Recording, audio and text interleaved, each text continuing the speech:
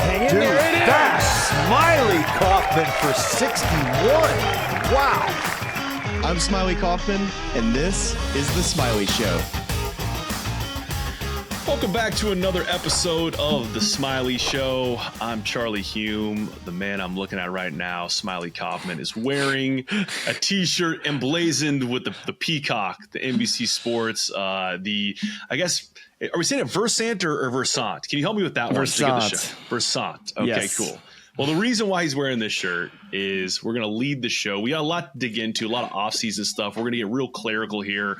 I'm going to do my best Charlie Day, It's Always Sunny, Pepe Silvio yarn board for Smylie today as we look at all the different changes and eligibility categories heading into 2026. But the place we got to start, Smylie, recording this on Thursday, November 13th.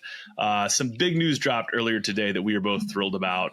This show, The Smylie Show, wherever you're watching this or listening to it, is going to be on Golf Channel on Wednesdays at 9 a.m. Eastern in 2026. And we're pumped, man. I cannot wait for this. Yeah, I'm really excited. And thanks to all those at Golf Channel and Versant for making this happen. These discussions started earlier in the year about the possibility of bringing the show to Golf Channel. So this, for us, we've been doing this, 3 years now? Is that about right? May 23 is when this all started. Yeah, May 23. So to get on the TV in 3 years, we've been, of course, with a great sponsor with Sports Grid over the last, 2 years now. So it's been fun to watch this show grow, especially with new fans along the way. And I think we're just going to continue to speak to a little larger audience as we go, which for us, we're going to continue to upgrade the show as much as we can. And so I think you'll see a little different twist to the show in 2026 when it comes to just the overall visibility and the visual stuff that you might see if you typically watch on YouTube. So to see it on Golf Channel, it's something that we're going to be super proud of. And we've always been proud of the stuff that we've always put out. But I think you'll see just a little bit of a twist on the show that I think a lot of people will notice the difference. Yeah, if I could have permission to get a little sappy here, a little corny here. I mean, it is kind of wild thinking of where we started, where, it was just the two of us. Taylor Zarzer got the phone call from him at PGA Tour Radio at the time over at SiriusXM getting this thing going. And we were a tight-knit unit. We brought on Jackson Brown. We've had a lot of really cool contributors who have made this thing look and sound really cool on YouTube, on socials. Brian Stansfields plays a huge role in this. To go to Sports Grid, to see an up in quality there as well, and now to arrive at Golf Channel.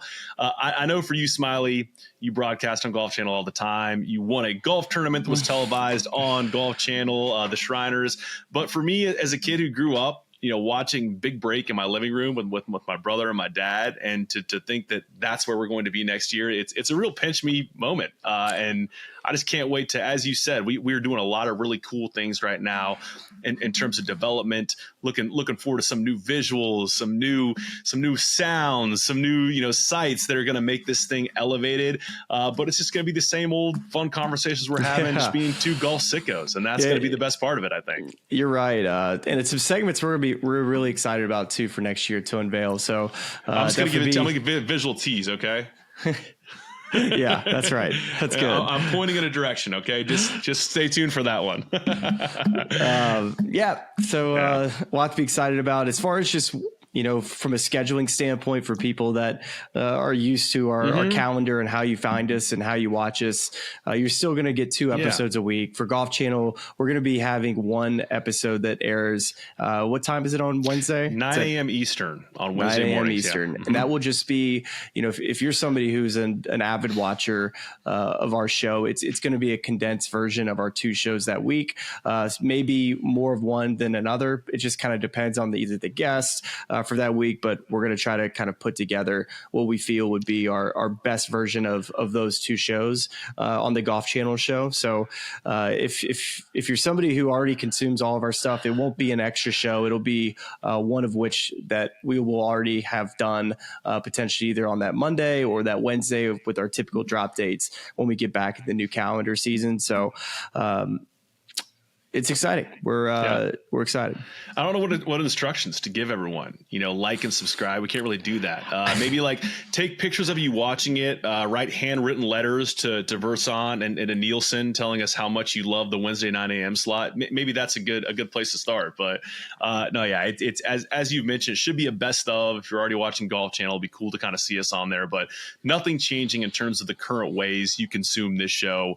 Whether you watch on YouTube, whether you listen on a podcast platform, whether you consume us little bite-sized form on social media, you can still find us in all those places. And of course on Sports Grid, both on Sports Grid's television channel and on Sports Grid's Sirius XM channel. We're staying all those places, just adding one in 2026. Yep, it's a great opportunity for us and just in general for the programming of Golf Channel, I think. For the program.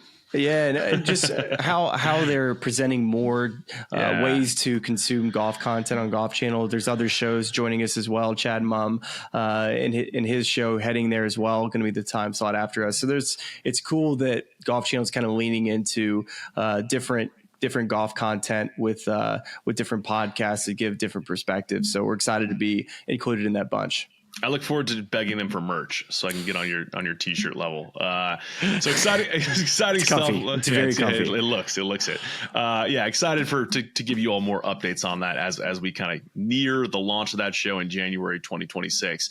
But as promised today, Smylie, we have a lot to get into. There are a number of category changes, things that are happening in terms of where you could have gotten a tour card, in terms of where you are on a list in 2025 and how different that is for 26 and what that means for your entry into tournaments. The first place I'm going to start is turning the microphone over to you so you can kind of set the table on this. And then I will do my best to fill in with the maybe 19 to 37 tabs I have open over here as we go. Well, this is locker room talk. This is what all the players are talking about at the breakfast table. This is what they're talking about in practice rounds is the PGA Tour and the way it's structured right now the most fair with how they distribute points to its members. And I think before this past season where Maverick McNealy, one of the smartest guys on the PGA Tour, brought up some incredible points using a great case study for a player who finished high in signature, or I should say more so the 11 to 20th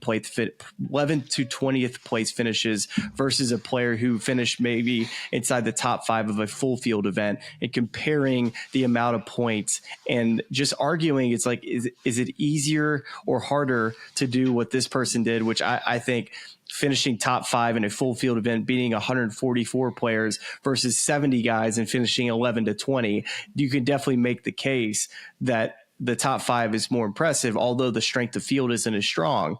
So heading and if I could just read that was that 2025, that specific change that Maverick McNealy suggested there, the changes made were for the majors and the Players Championship. There was a slight increase to second place points and a slight decrease to points for positions 11 and beyond. And then for signature events, there was a slight decrease to points for positions 7 and beyond. Want to jump in there with that? Please continue. Yes. And so heading into 2026, I think it was interesting for a lot of people that follow this, especially players, agents, looking at this list to see at the end of the year, is this the most fair system that the PGA Tour has to offer for its members?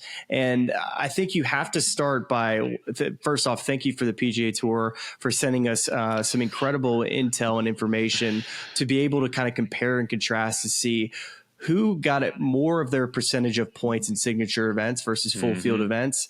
And of course, you can also mention that a player like a Tommy Fleetwood, he didn't really play any other events other than signature events. So of course he's going to earn all but most of his points in signature events. But I think the game that I'm trying to play here today is, can we find holes in the system? Can we look at the Tour Championship for guys that barely qualified versus players who didn't, and look and see, okay, did this player with playing hardly any signature events or very little versus a player that got into all of the signature events, how much better of a season did this player have than the player who didn't get into the signature events? And I guess I'll start the conversation with this, Charlie, which is something that I kind of already mentioned, which is, do you believe, as a fan of watching PGA Tour, knowing that full field events are weaker than signature events, although they have, let's say 144, maybe 156 players at times playing in them, which event do you take as far as maybe not winning, because winning a full field event, it's currently you're getting 500 FedEx Cup points versus a signature with the 700. Let's start there actually with winning. Do you believe that there's a 200 point difference in beating 69 guys versus beating 143 guys?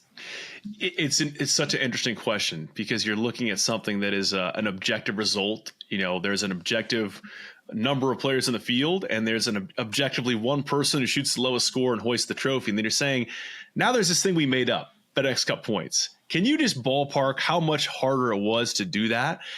And I think the inclination that I would come into this discussion with, and maybe many feel the same way, is you would say, okay, well, even though there are less players, you're guaranteeing me in many ways that the best players in the world, or at least the best players on this tour, are going to be playing in this event. So I should think that it's harder to win a signature event than a full field event. You have some data on that, correct? Well, the data that I have, I spoke to somebody inside the PGA Tour that asked the question in their stats department, this exact question. And the answer that was given back to him was that it's more difficult by the data, whatever this data is, that it's more difficult to win a full field event with 144 guys versus 70. Interesting. Very interesting. So I found that interesting in the fact that, let's go back to the points and how much is given for first place in a signature versus a first place for full field. 700 versus 500. We're talking 200 point difference in a win. And when we talk about how, every time it always seems to come down to one putt to qualify for something at the end of the year, it really starts to add up, especially for players that aren't in these signature events. And I think that is an interesting lens into just where we are in the professional golf landscape at large right now, right? And that there are, we just came off an episode where we talked about Live Golf making responses to that golf landscape and hoping to achieve, whether that's major entry, be it OWGR, or just better preparing those players for majors. They're making changes, right? We talked about a tour, the DP World Tour, which I'm sure we'll discuss at further length as we get into this episode and talk about some of the things happening with them, of where they're best positioned now and in the future for the health of their tour, and who they're best taking money from and passing off players to, and things like that. And as it relates to this tour, the PGA Tour, you kind of wonder, in some ways you lament the fact that we are where we are with this huge gap, this chasm of 200 points. They're really worth 200 more points to win these events, where it's not necessarily the spirit of where the PGA Tour came from. These fuller field events, anyone has a chance at winning. But it is it's a little bit of the sign of the times. Like, this is a vehicle that was created, this signature event model. There was an evolution of the WGC, and it was largely meant to put guaranteed money in guys' pockets.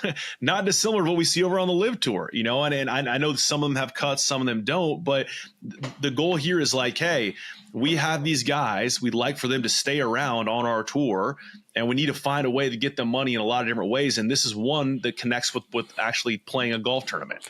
I think the argument that players would make, Charlie, if you ask them this question about which one is more difficult to win, I think most would say, well, it's going to be more difficult to win a signature event. And so I would then ask, okay, well, what about finishing in the top 10? Which one do you think is easier to do? And I would argue that it's more difficult to finish top 10 in a full field event than a signature event. So with the logic of, okay, it might be more difficult to win a signature event, but I think it's maybe a little bit easier to finish between 5th and 15th in a signature event versus 5th and 15th. And it would just, maybe with how much better you feel like you played at a full field event to finish 5th through 15th and get as little of points compared to a signature event, with beating, got the percentage of players that you're beating in that it's crazy, the difference. And you're working really hard for your points in full field events. Well, and I think what that connects to, and we'll have, like, we're having a layer of different discussions all kind of come back to the same place, which is like, how open of a shop is this really on the PGA Tour? Like, what are they really doing to make it so that other guys are getting chances to kind of come into the system and play their way into things? And so at the end of this, the sort of the tour card cutoff was 125, now going to 100. The discussion is around guys that are getting their tour cards not being able to get starts and being behind the 8 ball if they're trying to kind of make enough points to retain their tour card for the next season. But what we're talking about right now is signature events where it's, the top 50 guys from the previous year. And then you add in, the next 10, the swing 5 and guys like that, is that they're now getting jump starts on staying in those events. And then, it's a lot easier to stay a part of that group than it is to play your way out of it, because you just have the opportunity to get these sort of free points. And free points is not exactly right, but you know what I'm saying, right? Like just that, that if you, and that's why some of the smoothing that was done last year with Maverick McNealy was essential, because to your point, with the less people in the field, and you go snag some sort of, T7 or, T12, and you're getting way more points, you can kind of skate by and stay in that group next year, which isn't necessarily fair. Totally. And I pulled some examples, and if you want to maybe pull up a chart that we have prepared for everybody to kind of follow along. Screen share time. If you're listening, it's a good time to maybe head to our YouTube page. Make sure, of course, you like and subscribe while you're there. And, look at that plug. Yeah, how about that? Yeah, getting pretty good at this whole podcasting thing. And we have a chart here, and what this chart represents is the amount of points a player earned. In that first column will be the full field events. So if you see red, that is obviously a low amount of points that they're earning. Yellow is kind of in that medium range. Green is in the higher range of where they earn their points. So from top to bottom, based off of, I think this was heading into the Tour Championship, was before I got this data. Actually, I think this is updated through the Tour Championship. Okay, cool. Yeah, Which is why you see that massive number in the right-hand column for Tommy Fleetwood. Yeah. There you go. So as we flip through this, I think the exercise that I wanted to do the most in this was try to find a player who played maybe a little bit better than somebody who made the Tour Championship, that had maybe a little bit less of a season, but because they were playing in signature events, were granted just that advantage of earning a little bit more points for playing the exact same, or maybe a little worse. So the two players that I pulled, if you scroll down a little bit, you'll go down to Kurt Kitayama, who finished 35th. It appears in the I'll highlight him right here. Yeah, that's right. So Kurt Kitayama, if you see all the way over there to the right, you'll see that he got 0 points in signature events. And because that he had a win late in the season, I believe it was a 3M.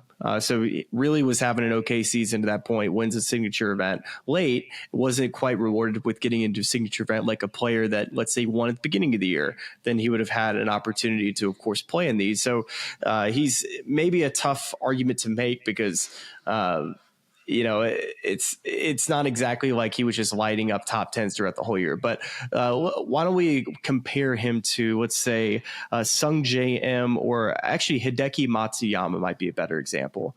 So if you scroll just slightly up, you'll see Hideki Matsuyama at 29. Here. So he made the Tour Championship. If you see on that very right side, it's a green for the signature events with 958 points. And then you'll see in the middle column, by the way, for those of you who are looking at it, the middle column is how many points that she earned at the players of the majors. So you see that Hideki didn't have a good players or major season, only earning 135 points. But then you see the full field events at 215 points in that yellow category. So I wanted to then go to the PGA Tour website, Charlie, to then see, okay, how can we compare these results between these two players throughout the year to see, okay, did Kitayama deserve to be in the top 30? Did Hideki deserve to not be in the top 30? So understanding that Kurt Kitayama, I think, only played in one major championship, or either one player, seeing that he only had 28 points in that category. Kurt Kitayama he had 4 top 10s on the year, with 1 win being at the 3M. And Hideki Matsuyama, 1 top 10 and 1 win, and also finished 29th in the FedEx Cup. So Kitayama with 3 more top 10s than Hideki, both with 1 win, and one player making the Tour Championship and the other not. And I don't think you can really compare too much with I think the argument is, okay, well, we're looking at this after the Tour Championship which has elevated points for the BMW, also the FedEx. So throwing that out the door a little bit, you start to kind of see, okay, Kitayama, by the results, had a better season than Hideki Matsuyama. So it goes back to our original argument of, is this the best system? Can you play in all signature events and play a little bit worse than some guys and stay inside what a lot of people think to be the golden event to play in, which is the Tour Championship, which now gives you into the majors, an extra season on the PGA Tour. Why don't we just start there, Charlie? Yeah, I mean, I think that there are, and there's another document we have here that I will not share, but I'll pull from our rundown. But just percentages, and this is actually just through the regular season, because the chart we're looking at through the Tour Championship. But if you're looking at percentage of points that are won through signature events, if you start with the group that won the least, Kurt Kitayama, top of that list, 0% of his points from signature events, and heading, let's see, through either entering the BMW or on the other side of the BMW was 35th. Chris Gotterup, second, only 1% of his points from signature events. Isn't that crazy? It's wild, right? So he basically had the best season of somebody that didn't play in any signature events. And it's interesting, too, because we're starting to form some trends here. The points you're making about Kurt Kitayama playing good late, couldn't get into signature events. The same thing with Chris Gotterup. We see him kind of burst onto the scene late, wins the Scottish Open. So part of that is, okay, it's just the way he played in the schedule. But I almost think in some ways that does further a point of, okay, we're looking at the top of the list, and we're talking about guys that played good and won, and they're going to be safe. They have an argument to make about making it to the Tour Championship, how much marginal money they lose out on. But what about a guy that's further down the list and who's trying to kind of play his way into a signature event or trying to keep his tour card, and he gets, playing good late, but he doesn't have any method of entry into a signature event via a next 10 or a swing 5 type of scenario, right? Like, right.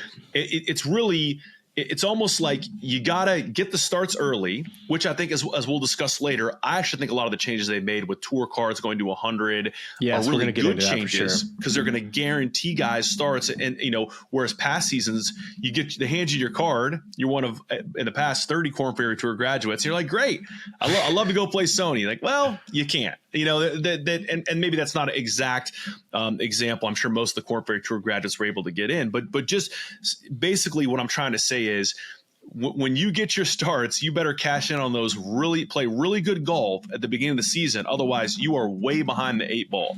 And everyone else that gets off to a hot start and plays good golf in those first few months can play their way into these recurring categories, so they can retain their tour card or make their way into signature events. And so Kitayama, Gotterup, Brian Campbell, Ryan Gerard, Ryan Fox were the top 5 in terms of all players who made it to the BMW but had less than 10% of their points won through signature events. On the flip side of that scale, Russell Henley won the most amount of his points through signature events, 79%. Shane Lowry was second at 78%. And then in a tie for third, Tommy Fleetwood, Keegan Bradley, and Patrick Cantlay all won 77% of their points through signature events. So it's just I think it's an interesting exercise to say, is this thing working? I think that I think in a lot of ways it has worked, and there has been some smoothing through very intelligent people, hashtag math guys like Maverick McNealy, but there is still some degree of, we've just made a choice here. The PGA Tour's made a choice here. They're okay to some degree with keeping guys playing in the ecosystem. In fact, in some ways, I think they want it because they want those stars to stay there, because that's how they're going to try to sell their league, right? Okay, and let's look at the positive side of full field events. Not saying that if you're in full field events that's a place where careers go to die. Well, we've seen careers completely elevate from players that have played really well in full field events. And if you look at this season, for example, Ben Griffin is the best case example. A guy who had 12 top 10s this year, made 1,400 points in full field events. That is some stupid golf. And that's not even including what he has done this fall, which is winning another one. So almost up to 2,000 points of what you would typically earn for another win. Cameron Young, another good example, a player that that had 735 points. You already mentioned Chris Gotterup, 900 points was earned. Remember, that's a pretty big number for just being in full field events. Some other players too that had good seasons that maybe didn't get to play as many signature events. Andrew Novak was a good case study of a player who played his way into the system. Sam Stevens and Jacob Bridgman are also two others. Michael Kim being also another player too. So I do like the system in that you can play your way into it, but it really is not very rewarding to players that have good summers. Right. And that's probably the best way to distill it, is just that you got to play good early. And that's an interesting one too, because you don't have to, because Chris Gotterup still made the Tour championship. But we're talking about a guy who won. Yes. Right. Like if you are not going to play good early in the year, you better go out and win later in the year. Right. Like that's kind of it, because all those guys you're talking about into the top events that we're looking at. Like Jacob Bridgman, Sam Stevens, guys that were near the top of leaderboards in January, February, March, Florida swing, kind of end of the California swing. Like those guys played good early and they kept themselves in that position through their play the rest of the year. But like they really got off to a hot start and stayed there. Okay. So how about this? I got a trivia question for you. Okay. I want you to name two players that had the least amount of points in signature events that were playing in them. Two players had the least amount of points. Hold on. Start over. This is like the game show again. I was gonna say, I'm we just talked about the dad back, the I just got flashback. Oh, Smiley's got a turtleneck on. He's asking Ryder Cup questions. I totally it was not even the right category either. Like I had to start over because I really was asking about full field events. What player who maybe made the Tour championship that earned hardly 0 points in full field events. Okay. So this player made the Tour championship and he played well in signature events, but not full field events. I mean, you can throw in majors players too, but I'm not even going to do the trivia because it's kind of confusing. Colin Morikawa made less than 100 points in full field events, 75 points, and he earned 1,053 in signature events and only 299 points in majors and players. So 74% of his points were from signature events. Imagine how much more that is if he wins Bay Hill instead of comes to second. I know. Ludwig Oberg's another example. Same player. 72%. Made less than 150 points. He did not play well in the full field events this year. The ones that he did play in, if I recall, had some missed cuts along the way too. So it's not a perfect system by any means, because you really, especially when you see the guys that finish in the top 30 year in, year out, they go and miss cuts in these full field events. You're just thinking to yourself like, man, well, how would they do an entire year with full fields? Would they be able to make as many cuts as they do now? Because going from 70 to 50 when half the signature events are cuts and half aren't, it's pretty easy to kind of freewheel your golf game, not having to worry quite as much about losing your card. Well, and I'd even love to really dive deep with the stats department on and this is just a theory. This may not hold true, but just looking at the composition of a 4-day no cut signature event where some of these guys earn lots of points, where if they just played okay Thursday, Friday, do they make a cut in a full field event, or are they kind of lost in the mix? And then you just go out and light you go light it up on moving day. Yeah. And then all of a sudden there are less people you have to jump, right? There are only, 70, 80 people in that field. So maybe you're in a place where you could have missed the cut and got 0 points. All of a sudden you catapult up and you're getting way more points, and that's the kind of the bread and butter you're living off of to stay in this category. Now, I maybe you crunch the stats and that's not an issue at all, but these are just the types of things that the system is set up to query about, right? Just to sure. Is this, how is this thing working? And again, and it may come back down to, this is the way we want the system set up, because we want to keep these guys in and around these events because they are our superstars. They're the way we market the game. They're what we sell against from a television contract perspective, and that's a decision, right? But it is one that is many would rightly say is kind of against the spirit of what the tour has been in the past. Okay, so the one last game I'll play with comparing two players, Tony Finau, a guy that was in all the signature events, and Gary Woodland, a player that was playing well throughout the year, just missed out on the playoffs, finished 72nd. Tony Finau, being in the signature events, made it to the FedEx St. Jude, finishing 66th. So he did make the playoffs. And just looking at their results, Tony Finau, just one top 10 on the year. Best finish was a 5th at the Genesis. No other top 10s. Gary Woodland, one top 10, and it was at second place at the Houston Open. That was a fun event watching him. But the other cool one is Woodland had 8 top 25s, Tony Finau, just 5 top 25. So it's kind of marginal right here when you're looking at this, and it makes sense when you're just adding up all the points.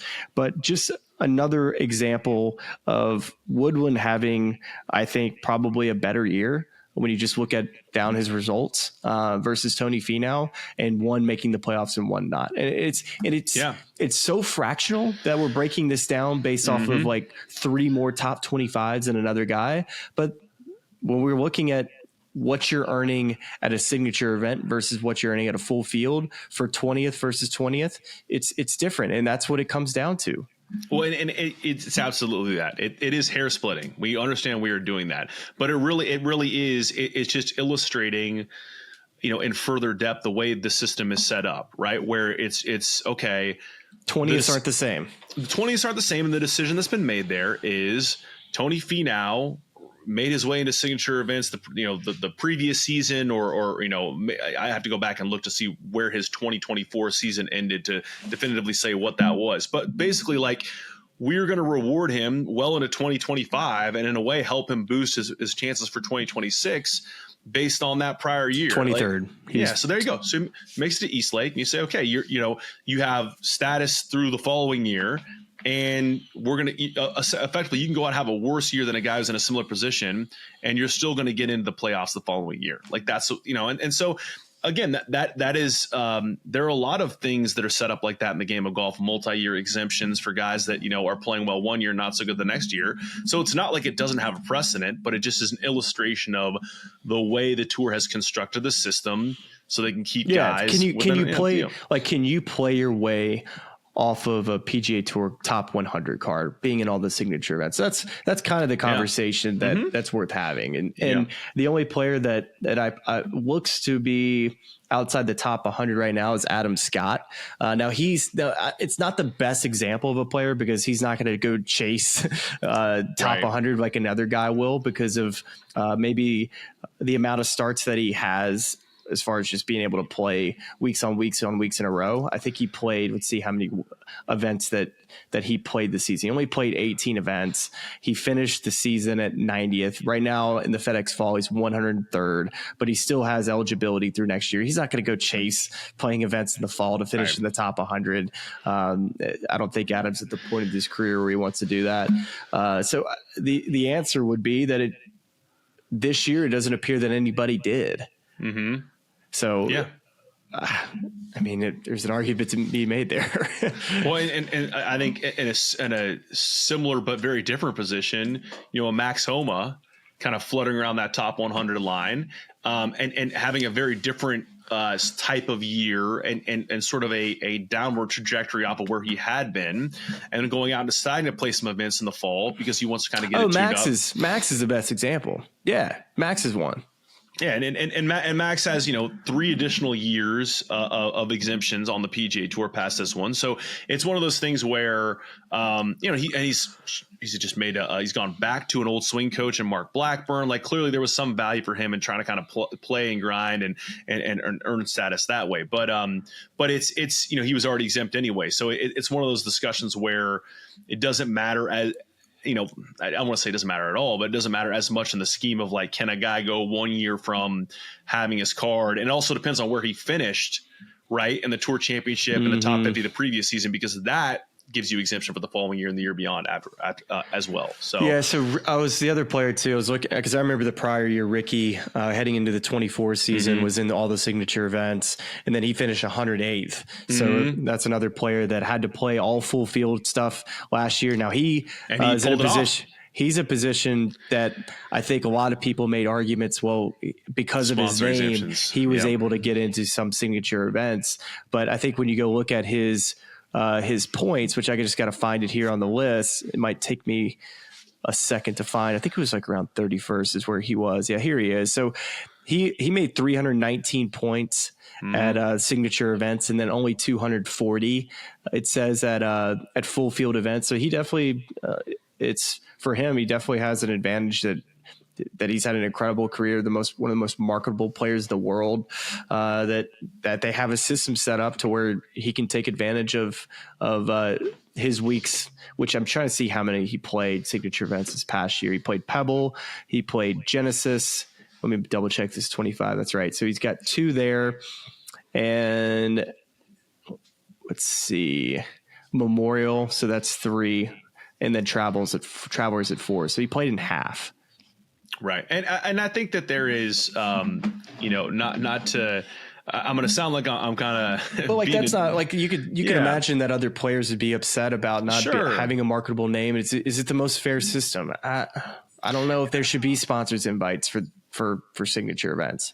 I think shooting for fair is going to be a fool's errand. Like, I think that you just have to understand realities of the way all these things work in today's day and age. Like, you can lament the fact that they work the way they do in today's day and age, but to pay for television contracts, all those sorts of things, like you have to have players in these fields to generate revenue. Like, you just have to. It's more the title sponsors of what is being asked of them to pay for these signature events. Was it $25 million? So you're starting to see companies split it up between different title sponsors, because it's a bubble. It feels like it's a bubble that could pop at some point, because sponsors invites are important in that if a player doesn't get into signature events, that okay, we can get these 4 guys in that had poor years the year before, just to cover our butts here on not giving the best product to what we're charging. That's just basic business here.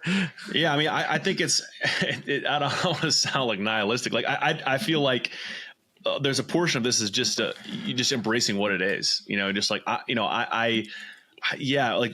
think it's worth examining. I think it's worth talking about on a year-to-year basis. I think it's worth saying, ooh, this is really out of whack and we got to change this a little bit. But I also think that there's just a part of this where you just have to say, this is the direction the league's going. And by the way, like with a guy like Brian Rolab coming in, who's all about product and how can we kind of grow this thing, I wouldn't expect this to change. In fact, I think it should go further in this direction. Whoa. But he has a task in front of him. I mean, I think if you really want to zoom out and you look at like television ratings for these things, the Masters compared to like a normal NFL Sunday is still, I don't want to say pales in comparison, but it's like golf still remains a niche market. Now it's a market we love. It's a sport we love. And we all, and the Masters is our Super Bowl, right? Mm-hmm. But you also have to understand that there are decisions that have to be made from a business perspective, like sponsor exemptions, like these sort of signature events, because these are things that fund the ability for us to watch it and consume it. Like, and if you don't want to wrap your head around that, I don't really know what to tell you. Like, that's just, there are lots of things like that in American society and in global society. And I think the PGA Tour made the right decision to go to a top 100 model, although you can make the argument too, if you're somebody who kind of lives in that 100 to 125 year after year after year on the PGA Tour, like Joel Damon is a player who's kind of been in between that 170 to 125 his entire career. And this year he's falling in that 115 range. So on one of his, he's very consistent of where he finishes year after year, but it's just maybe a slight tick down of a year that he normally has. And he's all of a sudden looking at being outside that top 100 and being a conditional PGA Tour member, unless he has a good Butterfield Bermuda Classic or an RSM. And how about that sponsor plug on Bermuda? That was pretty good there. That was kind of rolled off the tongue there. Off the tongue, yeah, it really did. It really did. But every time I hear the name of that tournament, I want to eat a Butterfinger. Yeah, that's right. I don't know if Should we? Do you want me to kind of start moving into that section of it? Just reading about these changes from 26 yes, and discussing the priority those? ranking. Yes. Yeah. Okay. So just to recap some of what we already discussed, as you know, the exempt status for 26 changes from top 125 to top 100. As Smylie notes, that the conditional status, it's really broken up from 101 to 150, but there are three separate groups there: 101 to 110, 111 to 125, and 126 to 150. Okay. Then full field sizes are changing as well. Full fields are going from 156 to 144 players.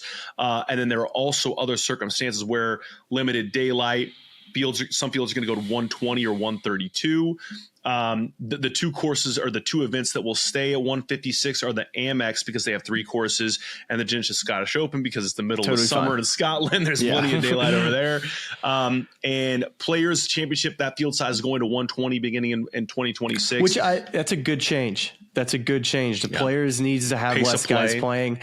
It just needs to feel a little bit more elevated in what it is, because there's so many times at the Players Championship I would look at the field and be like, how did this guy get in? It would happen every year. It needs to, especially with what the PGA Tour puts as their crown jewel. This is the PGA Tour Major Championship, and I know it should be for all of its players. But when you have a signature event model that only has 70, that there's a huge gap there. So 120 to me, which I think is closer to where the model should be for signature events anyways. I think 100 is probably where you should land. Like if you are a PGA Tour, make that top 100. I think you should be able to get into what it should be, the elevated events. I think 70's too little. 100's kind of about that sweet spot. And I think that's a good move for the players. So, and then just to continue on that field size thing, the Monday Q info, a tough scene for him, I guess, is the open qualifying is changing in a lot of different ways. They've been eliminated. Open qualifying spots have been eliminated for full field events with fields of 120 and reduced to 2 for fields of 132. Fields of 144 maintain 4 open qualifying spots. And then for some category changes as well for the DP World Tour, Korn Ferry Tour, and Q School. So the DP World Tour stays at 10. Korn Ferry Tour goes from 30 to 20, and PGA Tour Q School goes to 5 instead of top 5 and ties. So this leads us to our 2026 priority rankings. And so this is, I'm reading these to you in order. The top priority category is tournament winners, then top 70 on the FedEx Cup points list through the FedEx Cup playoffs, then number 71 through 100. This is where it starts getting interesting here, and you stop me wherever you want to jump in. The next group on that list is the DP World Tour Top 10, which is positioned just above the Korn Ferry Tour Top 20, and then the Q School Top 5. Then we go to the PGA Tour University, both the number 1 finisher and accelerated for the prior season and current season. And then the top 70 non-member FedEx Cup points greater than or equal to 70 on the 2025 FedEx Cup fall points list. Then top 30 on the 2024 FedEx Cup points list in year 2. And then career money, top 25 and top 50, and then life member. And those groups are you have a full tour card this year. Everything we get past that is conditional status once we get a 101, 101 and beyond. So anything you want to kind of pick up there, Smylie, and discuss? All right, I'll start with what I think is wrong about the DP World Tour and the Korn Ferry Tour and the amount of spots that are given to both of those leagues. DP, 10's too many. The talent level, it just hasn't proven enough to me to grant 10. 5 seems like a better number, where I feel like there should be 5 extra spots given to the Korn Ferry Tour with top 25 on that tour. So you're not taking away spots from the overall amount. It's more so just adding some to the Korn Ferry, taking away some from the DP.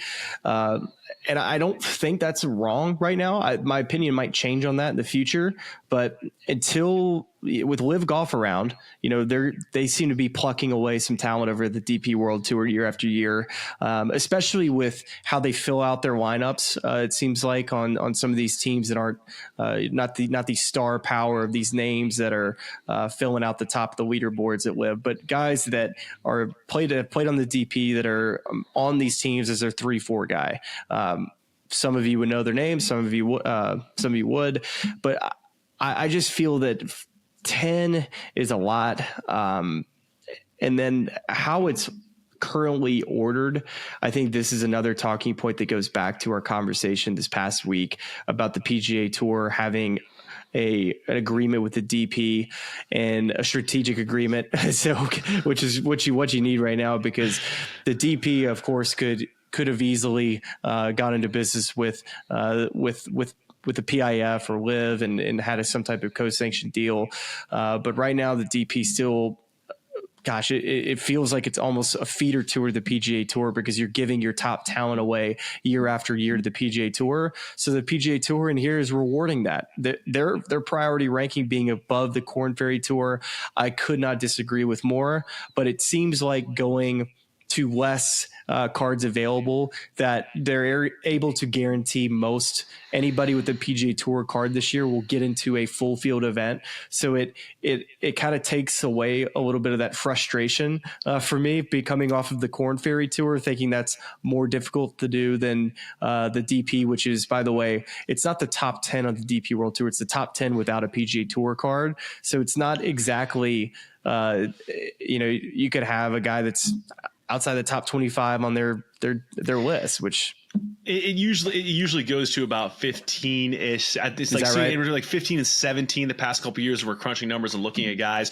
but I think that's a very important point. Like, okay, let's start with the positive, which is, I think the move to on 100, making everything past 100 conditional, is a really good one, because it makes having a tour card worth something. You can get the starts you need. Everything we just discussed in terms of, if I have this opportunity, can I actually have a realistic chance of keeping my tour card if I'm a graduate off the Korn Ferry Tour, DP World Tour, wherever? I think this does that in a lot of different ways. So I think that's really good.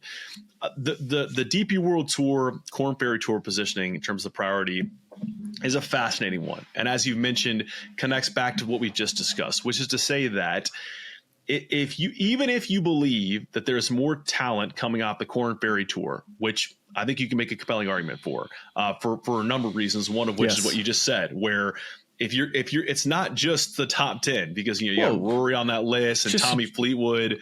You have a decades worth of data that you can point to of players that have come off that tour to the PGA Tour that are still playing on the PGA Tour. Yes, and so. If you're getting a watered down version every year, and it keeps getting watered down, right? Because you're taking those guys from the DP World Tour, and the next guys up, they're either going through, either they didn't earn their status on the PGA Tour the year before and they're going back, or it's kind of coming through a feeder program on the DP World Tour, whatever it is. You can make the argument, and it sounds like you believe it, that the better players are coming from the Korn Ferry Tour, but in the sort of the light of this strategic alliance between the PGA Tour and the DP World Tour, if you put the Korn Ferry Tour above the DP World Tour on that priority list, they're absolutely a feeder tour at that point. I mean, they already are, in the sense they're literally delivering players to the PGA Tour. But that's the whole optic thing of, this isn't a feeder tour. This is an alliance, a partnership.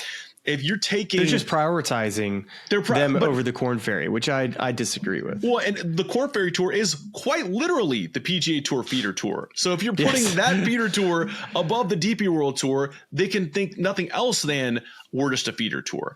And I think this is where you kind of start getting into, not to necessarily rehash the conversation, but just to kind of provide context for those who didn't hear the conversation we had before, is that the DP World Tour has a real crossroads moment here, where they have to decide whether the 100 million, whatever the rumors are, like that huge sum of money that the PGA Tour is delivering them to underpin those purses and fund events, is that worth being a de facto feeder tour and shunning the money that they could get from the PIF, the Live Tour, to have a partnership there, especially in light of the fact that they might lose two of their best Ryder Cup players via that sort of lawsuit, where if they lose their DP World Tour cards, they can't play on that team in a dare manner. So there are a lot of things happening where if I'm on the DP World Tour and I'm a decision maker, I'm like, wait a second, could we just ask the PIF for $100 million and partner with them and not have to give up our 10 best players and maybe get a bunch of international guys that want to come back here and play here instead, in addition to live events?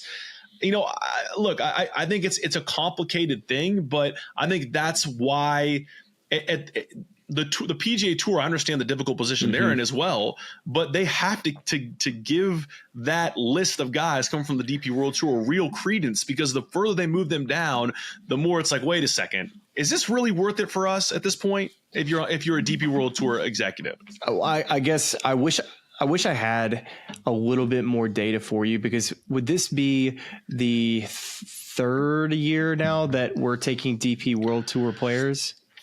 To my recollection, yes. And I have to go check on that, but yeah. I know this past year, the 10 guys that came. Now, remember, Tom McKibben left to head to the Live Golf Tour. I believe he played San Diego and then bounced right after.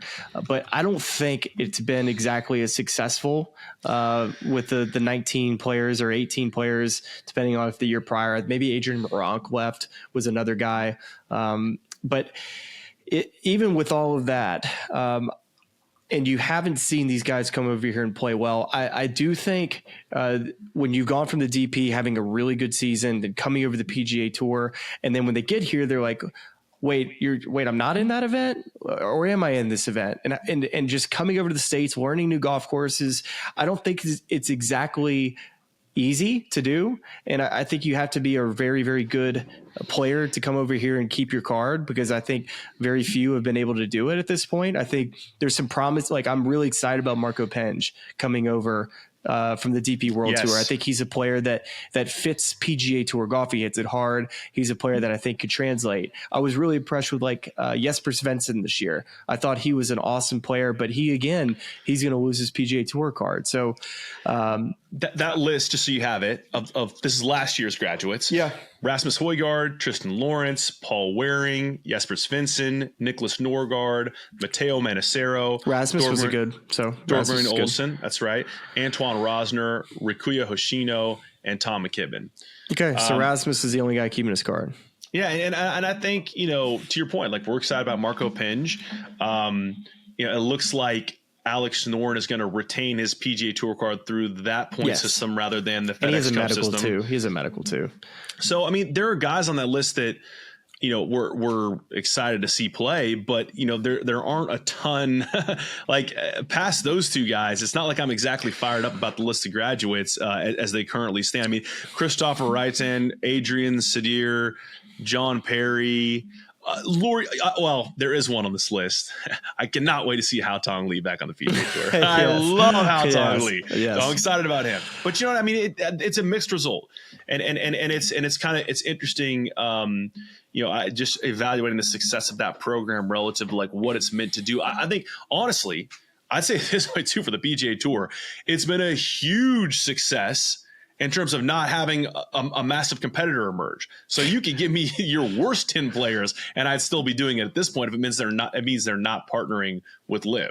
Yes, and that's going to be the tough part, I think, is when these players have really good seasons coming off the DP World Tour. I think it's every single year you're going to have a Tom McKim and a Marco Penge that are going to have to make a decision on, should I go to Liv or should I go to the PGA Tour? Should I accept status or not? Because as soon as you accept status with the PGA Tour, that's when all your hurdles are going to start. It's then you have to either deal with long-term suspensions if you don't resign, or if you do resign, then you just got to start the process all over again, which is totally fine. There's nothing wrong with starting it over, but it's definitely a decision to be made. Tom McKibben is it appears that he made the right decision for his bank account. Can you make an argument that maybe some of the changes that have kind of been beneficial to him, like a Hong Kong Open rewarding a Masters start and getting a pathway to the majors, helped his case without knowing that was going to happen heading into his decision to join Liv? Well, sure. Yeah. And has it helped him playing with John Rahm week after week? Yeah, probably has helped him. Is it difficult to make the transition from Europe to the States? Yeah, it's really hard. It's very hard. Look at Robert McIntyre. He was a player that smoked it on the DP World Tour forever. He was playing on the WGCs before, when they were still going on. But he really struggled with the transition. I mean, he's just when you think of Scotland and golf, like I think of Robert McIntyre. I don't think of Florida Robert McIntyre. Like that's got to be a tough transition for him and his family. So especially with the age of some of these guys, it can't be easy, but it's an opportunity that you can't pass up as far as the opportunity to make a name for yourself in the States. Not to say that you can't do it on the DP World Tour, because you can, but more exposure to the American markets, the official World Golf rankings, and more money. They're playing for a lot more money over here than the DP. Just to kind of continue down this list of conditional members, and just to get your viewpoint really on the split here between 101, 110, and 111 and 125. So the next category listing in the priority list here is 101 through 110, of the 2025 fall points list through the RSM Classic. Then you have 300 career cuts. Then you have 3-time winners on the Korn Ferry Tour / DP World Tour. Then you have major medical extension, and then you get to 111 through 125. So I guess the question I have for you, first, we've heard a lot of guys say this. Michael Kemp said this on our show, is that I still think guys and that category, both those categories, are going to get a lot of starts. I mean, do you see how many do you think we'll see in terms of entrants from 300 career cuts, 3-time winners, major medical, that are going to separate those two groups in a meaningful way? Well, I think 101 to 110, just looking at this, seems to be a much better position to 111 to 125, especially when you throw in the medical extensions and how many players that could potentially be for getting in an event and not getting into an event. But I think you could probably play 15 events as a 111 to 125, which honestly, when you used to be a conditional member back when I was playing on tour, so if you finished 126 and 150, 15 was a fair number. I think what you expected to kind of get into that next year being a conditional member. So I feel like that's probably going to be about the same at that spot, but 126 to 150, like sayonara. Well, so you have then after 111 to 125, you have minor medical extension. Then you have 126 to 150. Then you have non-exempt medical extension. And then you have beyond 150 past champions and veteran members. And then you have me. Past champion. I was going to say, hey, look at you. You're slotted in right there above special temporary member and veteran member. Ooh. So, I mean, you're at least you're not DFL on the priority list. Like you have an outside chance. What do you do? How many starts do you think you could get if you actually applied for events next year, Smylie? 0. You don't think you could get even in one event on past champion status? No. Really? I mean, unless it was a bit, I don't know. Well, I mean, I'm not saying you actually would do it. I'm just saying a guess on how many entrants there are to these events, but maybe not. Maybe not. I don't think I'd get any. Maybe. Gosh, it just would feel wrong. I'd rather somebody who's I wouldn't want to take one. Let me reframe the question, because I'm not asking you seriously whether or not you're going to do this. I'm more so asking about that place in the priority list. And I guess really what I'm getting at here is, if you think about every special temporary member in the past couple of years, the way that they cashed that in was sponsor invites. Right? Sponsor exemptions. Like that's how they got in those tournaments. They didn't get in by just applying for the tournament. They had to get a sponsor exemption to be able to continue playing as a special temp member, unless they top 10 the week before or whatever it was to get into the next tournament. Yeah. Correct? That's right. Yeah. That's right. So there you go. We've exhausted everything there is to know. I feel like I've just unrolled a giant ball of yarn. Anything I missed here today, Smylie? The only thing that we did not discuss, which I think we can briefly just kind of read out who's on this list, but Tiger Woods is the head of the Future Competitions Committee, which I think is interesting to note, as there's many micro committees on the PGA Tour that players are heading. Tiger Woods happens to head the competition committee. So this entire conversation that we've had about who gets into events, the order, the priority order, how many points are being awarded for signature events versus full field events. Well, you have the GOAT that's heading that committee, and I think you have the rest of the names that are on that as well. I do. The rest of the names on that committee are Patrick Cantlay, Adam Scott, Camilo Villegas, Maverick McNealy, Keith Mitchell, and then from the non-playing side, Joe Gorder, who is the chairman of the PGA Tour Policy and PGA Tour Enterprises boards, John Henry, who is, of course, the principal of Fenway Sports Group and manager, the de facto head of the Strategic Sports Group, and Theo Epstein, senior advisor for the Fairway Sports Group. How about that? I've been on a golf trip with him. He's awesome. So that is your future competition committee, of course, headed by Tiger Woods. Okay. Well, I think as we look ahead to 2027, I think this committee is probably more so focusing on that year and how the schedule is going to be formatted, potentially how they can tidy up some of the things that we find to be a little unfair, and maybe the membership finds a little bit unfair too. I think this was a step in the right direction to go to 100, because this is going to be another great case study year to see if this is all fair. Are players getting enough events compared to other players? Do they feel comfortable about knowing where they're going to play? That's always one of the worst feelings as a player, not knowing what you're going to be getting into. So I think that's a step in the right direction, but this priority board, or I should say this competition committee priority board, Maverick McNealy being on it, that's great to hear. Keith Mitchell, also a player who I think has been on the wrong side of this 2 years in a row, who's maybe he didn't play as well this year, but last year, I should say Keith actually played very well on Thursdays this year. Friday through Sunday, played pretty well, but not like Thursday. I think he led like 5 Thursday rounds this year, if you remember that, right? Keith and Tommy Fleetwood, like, you would not want to have those two pitted against each other in a first round leader bet. Exactly. Those guys lit it up on Thursdays.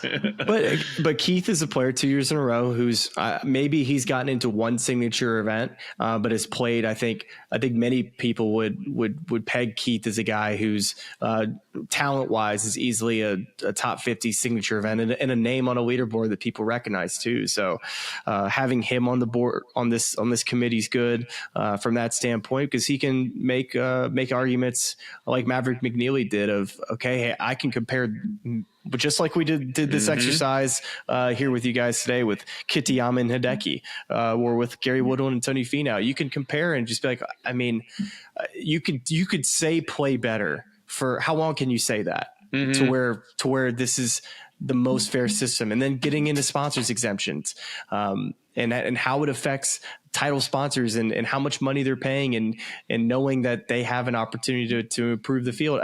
There's so many things that are slightly unfair to the rest of the membership. And I think 2027 will be interesting to see how they improve some areas. It's a really representative group, and you've got young and old, international. Smylie cares so much about this topic that he has ejected his highlighter out of his hand in the midst of making a play. I do. This is people's livelihood, and you want the most fair system. And I think it would have bothered me a bunch if I wasn't a name. Once I was just an introverted guy, just not going to ever get a sponsor's invite. Like, it would bother the crap out of me if I felt like I played better than a guy. It just feels like two separate tours at times. Well, I mean, I think it's a good point you're making, and it's one that, again, will be informed by new leadership and by the priorities of that new leadership. And by a lot of other things too that we discussed, like what happens with the DP World Tour, what happens with those appeals for the live guys, what happens with live, who's to say that they're going to stop at the 72 hole change? Like, I think this thing is continuously a moving target that we have to kind of break down as we go. And I definitely would not expect these to be the last set of changes we see. In fact, I think too, playoff changes we've talked about, like they revert to a very simplistic system this year. That's not going to stay the way it is long term. I don't think so either. Only constant is change. And we nitpicked a little bit throughout this, finding some negatives. There's plenty of positives. There's a lot of things that I think are great about the PGA Tour from a competition standpoint. The fact that you have an opportunity to play yourself into signature events is great, but we also pointed out, like, you need to do it early, to to reap the full benefits. So there's avenues that have been created for players to move up, to where you don't ever get stymied in a year. I guess the last thing that I would suggest is that I wish that we could see these Korn Ferry Tour players in the fall. If we're gonna continue to make the fall a thing, to where you have now you're like adding an event in Austin, you're adding an event in Asheville, and it always felt like Asheville was going to be sick. Yeah, it didn't always feel like they were just going to wipe the fall with the PGA Tour and just be like, all right, we're not playing golf in the fall now. We're like adding events now, so. Let's get the Korn Ferry Tour guys playing for some money. Let's get them comfortable with the PGA Tour. And but then the argument's like, well, what about the guys who didn't get, the full opportunities throughout the year, and here they are now. They're not getting into these events because of Korn Ferry or guys coming off the Korn Ferry. And then maybe you can bring in the DP guys too at the same time. Although their race to their whole thing is still ongoing. Well, I think that's honestly that's a whole other show in itself. It's one we talked about before. It's like I'd be a proponent of shutting out the top 70 or whatever it is. Yeah, I mean, you'd have to reconfigure the next 10 how that applies to signature events the next year. But shut out the top 30 or shut out the top 50 guys who are already into signature events, and then make the only people who can enter the fall events 51 through. Because what you're doing then is you're creating a sub tour that has a positive connotation. It's not, it's really, it's like, hey, we know that you're not going to see elite players here in the fall. What you are going to see is a fierce competition for 49 spots or 50 spots plus reshuffling within those 50 spots for 10 spots to get into signature events this next year. Like that becomes compelling in its own right. Now, I know pitching that to a sponsor kind of stinks. You're like, wait a second, I have no chance of seeing the top 50 players in the FedEx Cup the previous season. Okay, that's not great. But at the same time, it's like, all these things are a balance. I think I'm glad you brought up what you did there as well, which is that even as we nitpick these things, if all these decisions were easy and there was a quick and easy and simple answer, you wouldn't need a future competition committee. Be like, great, we're just going to do this and everyone's going to be fine. I guarantee you all these things that we're nitpicking at are the same conversations that these players and stakeholders are having in the boardroom. Like, hey, I don't really love that this is the way that this is, but if our stated goal is to reward this subset of players, we have to do it this way. So all these things are trade-offs they have to make. It's just like, what's the trade-off that's being made? And we're examining that and deciding whether it is worth it. Exactly. And to point out too, I know we say that the fall has been like a throwaway, but you've also, you had Scotty Scheffler win this fall. You had Xander Schauffele win this fall. You've had Ben Griffin win this fall. You had like a great story in Michael Brennan, who's like a breakout potential star, who's been on the show. If you haven't listened to it, make sure you go listen. Stephen Fisk won in the fall. And then, it's actually been a very, very productive, great fall, but it's kind of been lucky, Yeah. You can't guarantee it all the time. Well, if you made it all this way, congratulations. This is dense stuff. So this is for the grinders. This is for the gritty grinders. True sickos. That's all I got, Smylie. Any final thoughts from your end? I've been putting this episode off for quite some time. I've been excited about it because I am passionate about this stuff. So hopefully it all came across the right way. And a lot of people probably walk away a little bit more educated about the PGA Tour than they were before, and just about maybe how players feel about how the tour is, and just a little locker room talk today. So it was productive. Well, you can continue that in the comments on YouTube. We want to hear your thoughts on these things and debate alongside you. So that's what we got. I guess we'll see you in about a week here on the Smylie Show, and we will see you on Golf Channel Wednesdays 9 a.m. in 2026. That's right. Talk to you soon. See you. I listen to this podcast. It's really cool. And all of our local fans and subscribers, but make sure you like and subscribe. It's cool to see what you guys are doing. I know golf fans appreciate it, but we do too. So please keep it up. For all the good people of YouTube, like and subscribe. You guys have some good takes, so I'm happy to come on and shoot the